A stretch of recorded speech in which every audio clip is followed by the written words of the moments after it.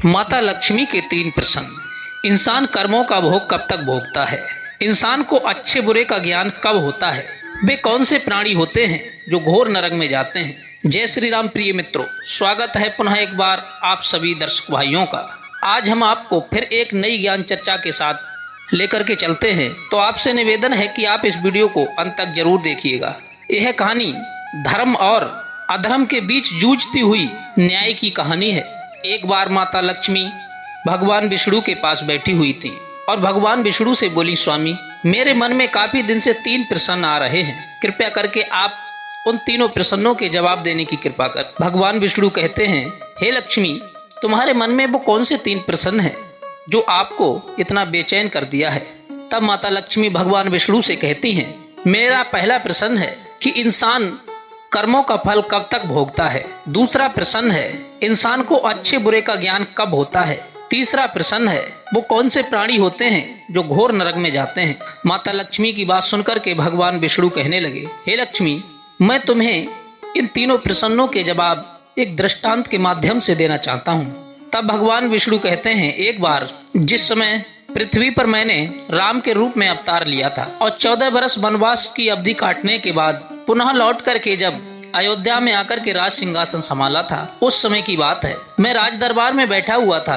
तब मैंने लक्ष्मण से कहा, यानी भगवान श्री राम ने लक्ष्मण से कहा कि दरबार में देखो कोई दुखी व्यक्ति तो नहीं है, कोई अपनी समस्या लेकर के दरबार में तो नहीं आया है।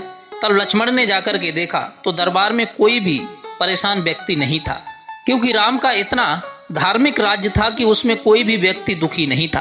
प्रजा के सभी लोग बहुत ही खुश थे, बहुत ही प्रसन्न थे और राम की तारीफ किया करते थे। तब मुझे बहुत खुशी हुई कि हमारे राज्य में कोई भी प्राणी दुखी नहीं है, सब सुखी से अपना जीवन बिता रहे हैं। थोड़ी देर के बाद में भगवान श्री राम ने लक्ष्मण को फिर भेजा कि देखो शायद कोई व्यक्ति हो।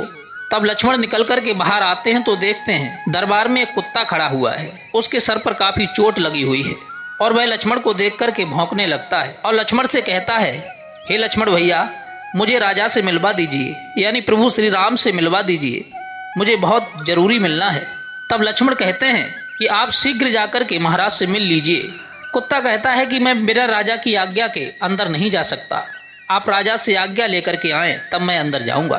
कुत्ते की बात सुनकर के लक्ष्मण कहते हैं, देखो कुत्ता, तुम नहीं जानते हमारे महाराज इतने दयालु हैं, इतने स्वभाव के अच्छे हैं कि वो प्रजा के अंदर भेदभाव नहीं करते।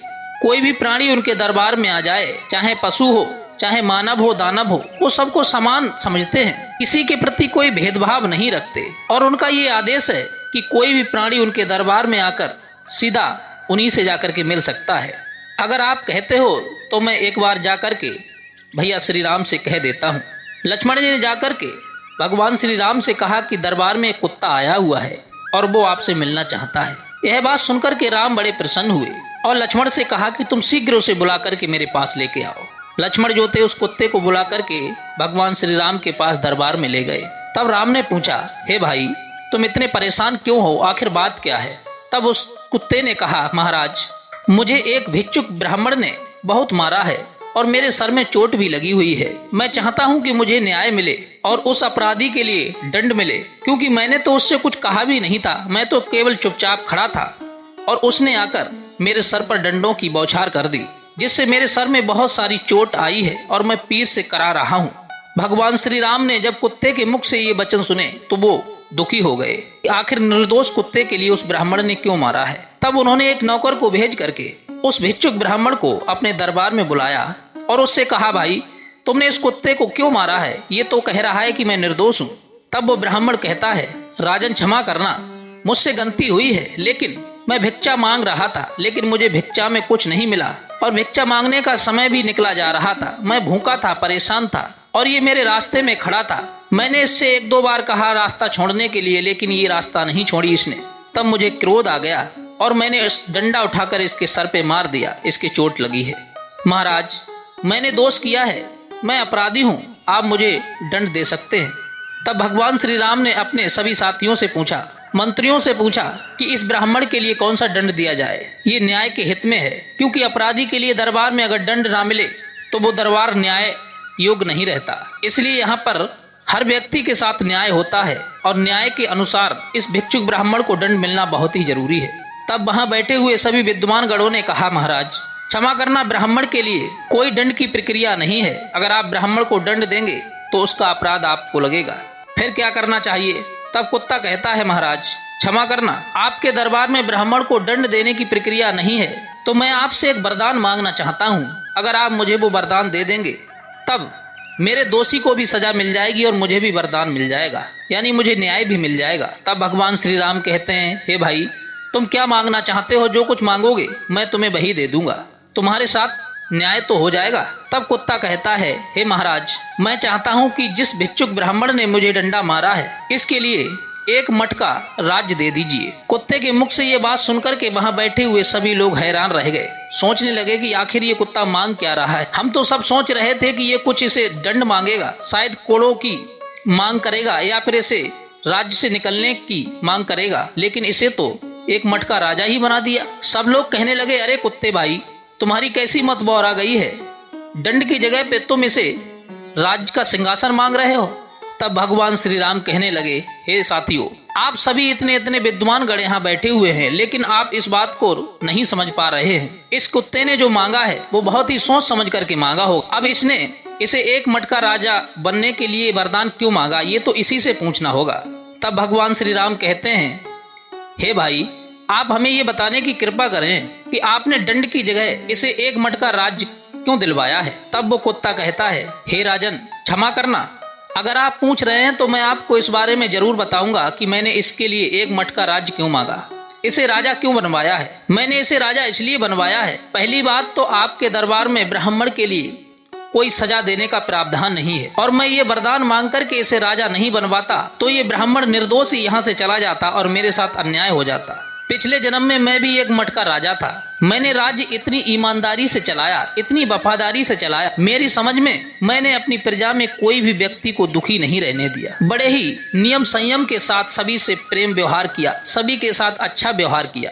कोई भी दुखी व्यक्ति होता था उसकी तुरंत मैं मदद करता था। फिर ना जाने मेरे जाने अनजाने में ऐसा कौन सा मुझसे पाप बन गया जो मुझे उस पाप के बारे में जानकारी भी नहीं है। मैंने अपने जीवन में जानबूझकर कभी पाप ही नहीं किया था, फिर भी अनजाने में मुझसे पता नहीं कौन सा ऐसा पाप बना जिसकी वजह से ये जन्म मुझे कुत्ते का मिला है। और ये भिक्षुक ब्राह्मण जो है ये तो बड़ा ही क्रोधी है, ये तो राज पाकर के मतवाला हो जाएगा, अभिमानी हो जाएगा, घमंडी हो जाएगा और बात बात पर क्रोध करेगा। ना जाने ये कितने निर्दोष प्राणियों का दिल दुखाएगा, ना जाने कितने निर्दोषों को दंड देगा, ना जाने कितनों के साथ में ये बुरा करेगा, ना जाने कितने लोग इसे श्राप देंगे, ना जाने कितने लोग इसे बद्दुआ देंगे। जब मैंने अपने जीवन में कभी पाप नहीं किया था तब मुझे कुत्ते का जन्म मिला है, और ये तो अपने जीवन में पाप ही पाप करेगा तो इसे कितना घोर नरक मिलेगा, इस बारे में कोई कल्पना नहीं कर सकता। कुत्ते के मुख से ऐसे शब्द सुनने के बाद में वहां बैठे हुए सभी लोग अचंभे में पड़ गए कि ये तो बड़ा ही विद्वान कुत्ता है,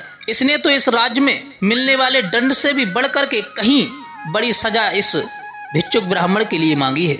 भगवान विष्णु कहते हैं, हे लक्ष्मी अब सुनो, आपका पहला प्रश्न था कि इंसान कर्मों का फल कब तक भोगता है, तो मेरा उत्तर यह है कि इंसान कर्मों का फल जब तक भोगता है जब तक उसके जीवन में करे हुए पापों के बराबर उसे सजा नहीं मिल जाती, तब तक वो अपने कर्मों का फल भोगता ही रहता है, चाहे उसने जाने में किए हो चाहे अनजाने में किए हो।